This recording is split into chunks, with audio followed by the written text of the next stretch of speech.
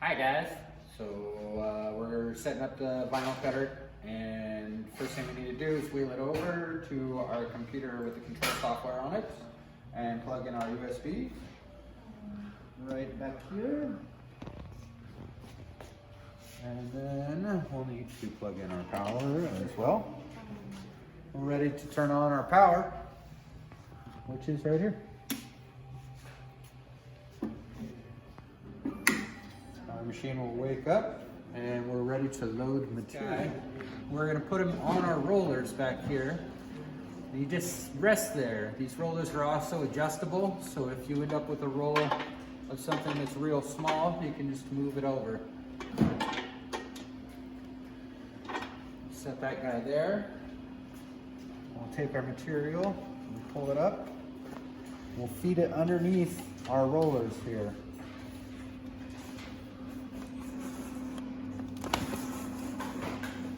I like to pull the material down to the ruler here so I can see that I've got a straight line. And we'll want to clamp our rollers down using this little lever here. The center one, you want to just avoid the gap in the rollers beneath, which is easy to feel with your finger right in the middle here. And then the two sides both go about an inch to half an inch from the edge of your working piece. See here that we're in the offline / pause mode, which using our arrow interface here will allow us to move the cutter carriage like so, as well as. Okay, so from here we can set our origin by placing our cutter head, which is actually, this is the cutter head here. We place that where we want to start our job, and we hit the origin button. Okay, that brings us back to this interface. While the LCD is showing our cut speed and cut pressure, what these buttons will do is adjust those. The V's are for velocities, so I can move up in 10-step increments, and the F is for our force, also increments of 10. Your cut speed is really based on the size and the level of detail in your job, whereas your cut pressure is more related to the thickness of your material. Okay, go. Setup I never really use. I'd have to go back and double check on that one. This is our pause offline button, so that's how we move between changing our speed and pressure settings and then moving our carriage and setting our origin. Okay, the test button, what that'll do is cut a small square in your material, and it gives you a good sense of whether or not your pressure settings are right. Origin is just to set our origin, and reset will reset the machine. The carriage will go back and hit the sensor over here, and basically you'll start from scratch. Once you have your origin set, you're essentially ready to send your job from the computer to the machine. So this is our software interface. What's the name of the software? The software is Vinyl Master Pro or Vinyl Master Cut. The interface window that you see in front of you is actually the cutting spooler, which is where it's the window we're going to send our jobs from the computer to the machine from. You'll see a number of different options in here for your cutting job. You just check or uncheck these to apply those options.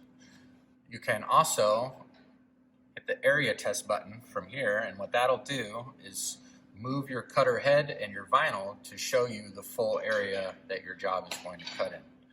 We're going to go ahead and hit that right now just to see. All right, so here we've got one of our possible troubleshooting things that we're going to have to deal with. This is where the machine and the computer are not talking to each other. So we'll hit OK. This will bring up our detect, and from here we can just follow the steps. So we'll hit detect. It says we're going to turn the machine off, so we'll go ahead and do that. Oops, I dropped all my stuff on the ground too. Yeah, just throw it on. Throw it on the ground. We turned it off. It says go ahead and turn it back on.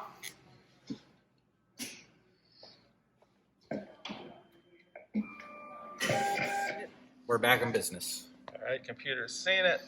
Back in business. Okay. It done. Now we can do our area test. Boom. Yes.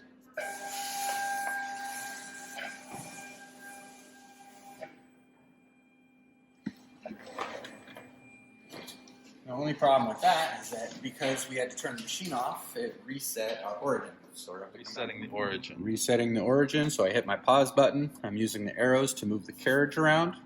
I've got the cutter head in a good location, and now I'll hit origin. So now we're ready to double check our area tests. Send that again. It's not ideal, but not the end of the world. And it's a little too big for that square. Yep. So what we'll do is we'll pause this. We'll go down here.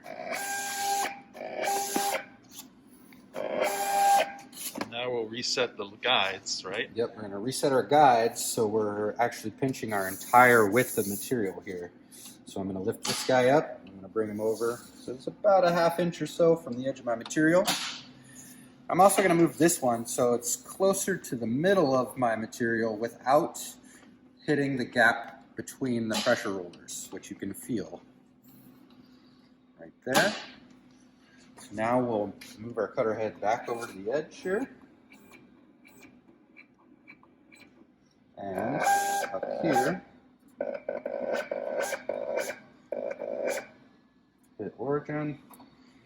So now we'll go to cut now. It's going to show us what our design looks like.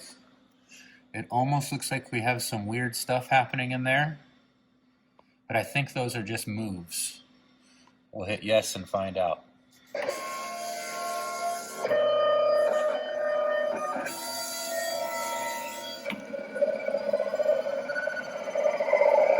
You notice the machine makes some pretty cool sci-fi noises. It's good to do experiments. As always. To get a feel for not only your design and the demands of your design, but your material, etc. Yep. So, oh yeah, always test. Yeah.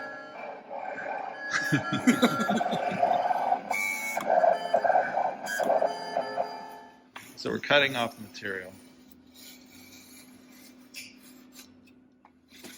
What the machine has done is just cut your material, okay? You have to look really close and you can see your cuts. And at this point, you're faced with what you're actually going to use in the job itself. In this particular instance, we're doing a masking job. So we are going to leave the exterior here and we're going to remove what we actually want to paint. Alrighty, so now we're going to do an example of weeding, which is removing unwanted material. So I'm going to come And the in tool here. you like to use for this? I like to have 2 pairs of tweezers, one hooked, one straight. And that just gives me the ability to come in, get under what I'm going to peel here, and if anything else comes up and I need a second set to control the job a little bit better, it's right there waiting for me. Right, so we'll just peel out the stuff we don't want. And letters with islands tend to be the trickiest. So you just come to that corner where the cut is slowly. I like to fold my material over a little, and that helps break the cut there. And then I'll apply some pressure to the island where I want it to stay and peel past.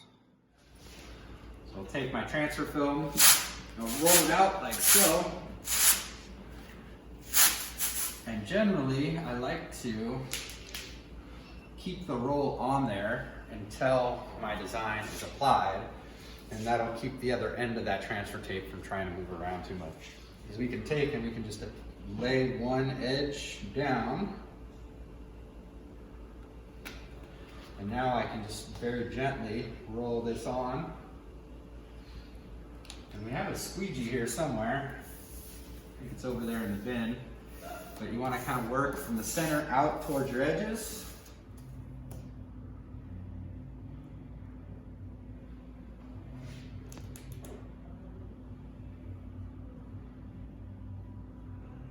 All right, and we can separate that out. Make this little cut here. Out of the way. Flip this guy over. Here's our squeegee. I'll just go like this. Notice I'm starting in the middle. And now I'm going to work my way out towards the edges. And then what I like to do from here, depending on the job, is I'll come back and I'll recut so I don't have any transfer tape hanging. And that gives me a lot more flexibility when it comes time to apply to our substrate. We got our design all centered on our substrate here. It's right where we need it. We've got a nice edge across the top, which we've taped off.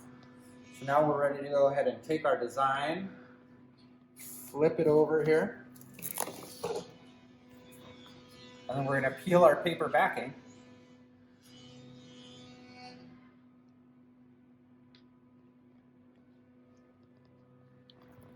Being careful to not lose any islands. I'm going to go ahead, once I have this little ways, I'm going to apply some downward pressure. That'll make anything that wants to cling more likely to pop away from our backing.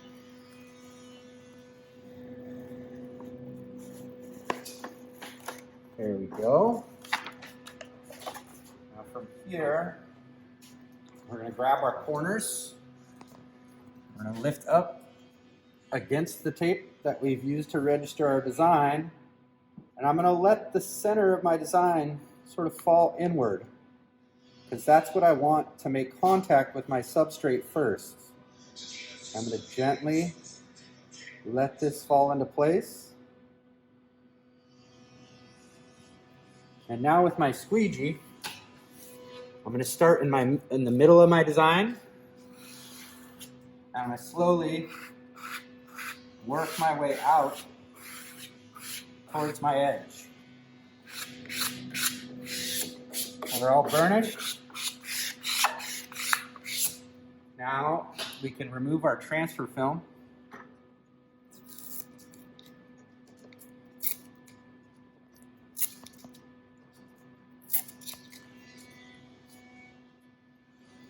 And just like with our paper backing, you want to kind of fold that over and take your time to make sure that you don't peel anything you don't want to peel.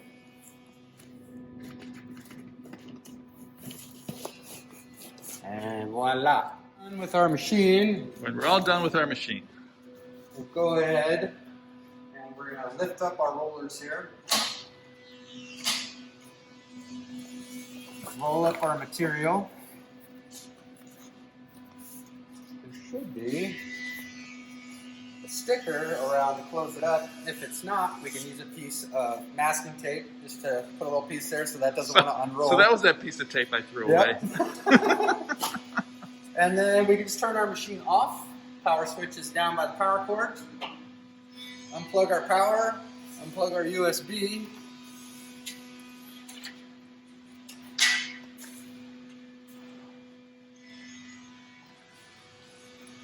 Throw those over our machine. And our machine can come back over here. We'll just turn this guy. Do a little parallel parking. Bada bing. And we'll put our material back in the old material box over here. Voila! Merci.